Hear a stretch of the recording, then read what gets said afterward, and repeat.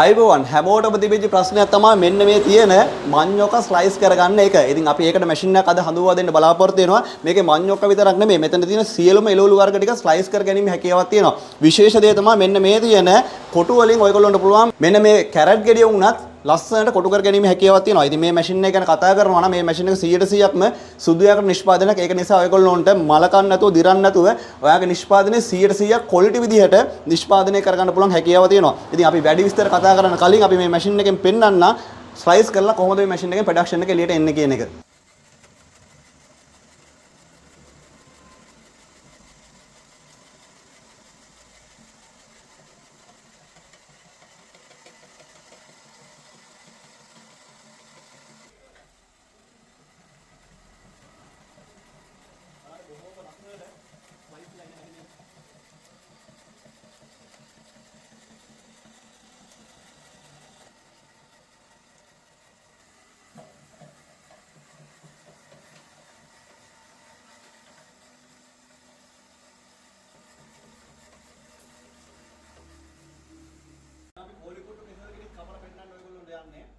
අපි අර ගන්නවා.